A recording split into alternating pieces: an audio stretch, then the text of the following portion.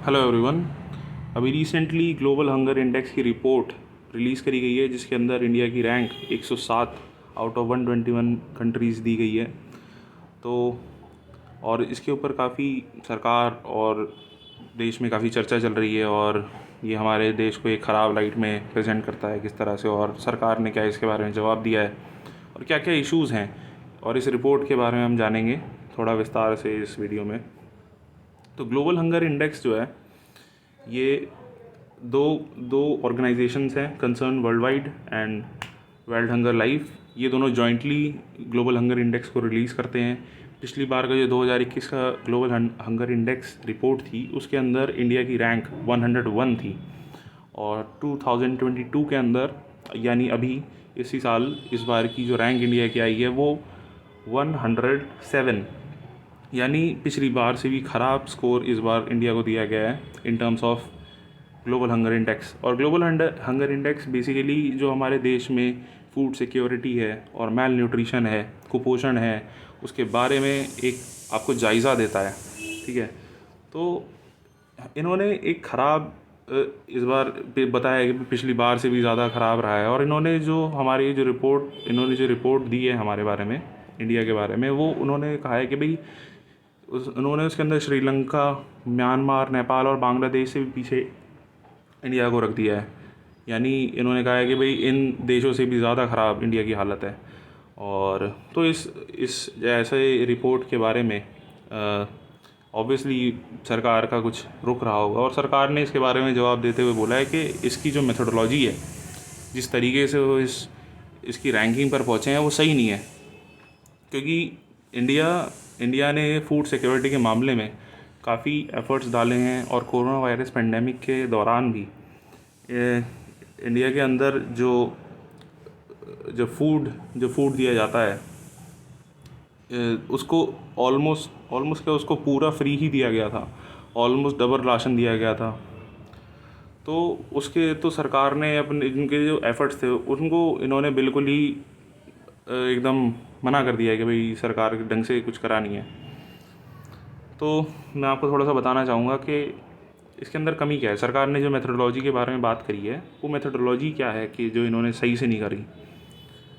Basically global hunger index के अंदर 4 indicator होते हैं, 4 ये स्टैंडर्ड्स रखते हैं कि भाई इन 4 चीज़ों पे हम ग्लोबल हंगर इंडेक्स बनाएंगे। इस देश के बारे में जो हम हंगर इंडेक्स बनाएंगे वो है under nutrition, child stunting, child wasting और चाइल्ड मोर्टेलिटी।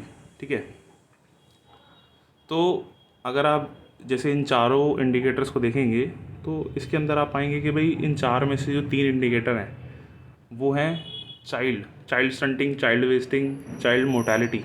ठीक है, स्टंटिंग में बता देता हूँ। स्टंटिंग का मतलब होता है कि अगर आपके जो एज है वो अगर आपका जो हाइट है, ठीक है, और वो आपकी हाइट अगर आपकी एज के हिसाब से कम है, ठीक है, कि भाई आपकी एक उम्र के हिसाब से इतनी हाइट होनी चाहिए और उससे कम आपकी हाइट है, तो that is called child stunting.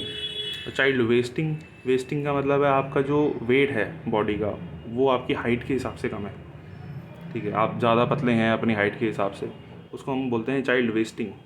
और चाइल्ड मोर्टेलिटी का मतलब है कि भाई अंडर एज ऑफ 5 कितने बच्चों की मृत्यु हो रही है, उसको हम चाइल्ड मोर्टेलिटी बोलते हैं। और आप इसको देखेंगे तो आप पाएंगे कि भाई इन्होंने 4 में से 3 यानी 3 आउट ऑफ 4 यानी 75% जो उसका है उसको इन्होंने चाइल्ड में ही बना दिया है। अब आप अगर देखेंगे कि भाई जो हंगर चल रहा है, अगर आप हंगर को नाप रहे हैं पूरे देश में, तो the whole country is not just children, no.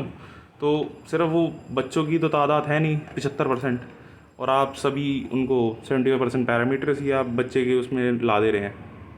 ठीक है, और अगर आप देखेंगे तो चाइल्ड मोर्टेलिटी और चाइल्ड वेस्टिंग और चाइल्ड स्टंटिंग इन सब जगहों पे इंडिया ने पहले से बेहतर परफॉर्म करा है।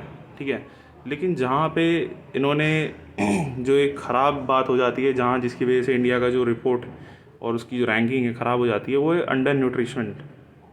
अब अंडर न्यूट्रिशमेंट के क्या है कि भाई आपको कितना पोषण मिल पा रहा है फूड से। अब फूड हमारे यहाँ फूड सिक्योरिटी है, ठीक है, ऑल्दो हम ये चीज़ मान सकते हैं कि भाई कि भाई देयर मस्ट बी इश्यूज़, लेकिन ऐसे इश्यूज़ तो नहीं हो सकते हैं कि भाई हम जिन लोगों को फूड सिक्योरिटी प्रोवाइड कर रहे हैं हम उनसे भी पीछे हो जाएं। ठीक है, तो इन्होंने जो गलती करी है उसकी मेथोडोलॉजी में वो ये है कि इन्होंने जो अंडर न्यूट्रिशन को उसको जो नापना चाहा है, अब वो इन्होंने क्या करा है कि सर्वे से नहीं हुआ है। ठीक है, कि वो एक कोई साइंटिफिक सर्वे नहीं था। जो अंडर न्यूट्रिशन इन्होंने जो नापने की कोशिश करी है वो दैट इज़ बेस्ड ऑन एक ओपिनियन पोल था। ठीक है, ओपिनियन पोल कंडक्ट कराया गया था। ठीक है, जिसमें लोगों से ओपिनियन मांगा गया है कि भाई आप बताइए कि यहाँ पे अंडर न्यूट्रिशन की हालत कैसी है। ठीक है, इन्होंने ऑन ग्राउंड ढंग से कुछ नहीं करा है, और वो भी 3,000 लोगों का जो कि एक अब 125 करोड़ की जो आबादी का देश है उसके अंदर से 3,000 लोगों से आप ओपिनियन ले रहे हैं। ठीक है, और उसके 3,000 लोगों को आप उसको एक स्टैंडर्ड बना रहे हैं कि भाई आप उसको जज करें उनके ओपिनियन को कि भाई 125 करोड़ की आबादी वाले देश में हंगर की हालत कैसी है। तो ये कुछ मेन चीज़ें हैं जो कि इसकी मेथोडोलॉजी को गलत बना देते हैं, और जो कि बात बहुत सही भी है। अब इसका जवाब देते हुए उन्होंने कहा कि भाई 2011 के बाद, यानी सेंसस 2011 के बाद कोई भी पुख्ता, क्योंकि 2021 का जो सेंसस था वो हो नहीं पाया था, तो इन्होंने क्या करा कि भाई वो डेटा बहुत पुराना हो गया था, तो इसलिए उन्होंने इसी डेटा को यूज़ कर लिया। तो मेरे हिसाब से जो कि बिल्कुल भी एक सही तरीका नहीं बनता। अगर आपके पास डेटा भी नहीं था तो आपको एक ओपिनियन पोल यूज़ नहीं करना चाहिए था। अगर आप एक साइंटिफिक रिपोर्ट बना रहे हैं तो उसके अंदर साइंटिफिक मेथोडोलॉजीज यूज़ होनी चाहिए। तो that is it from my side. तो that is the issues with global hunger index, and thank you.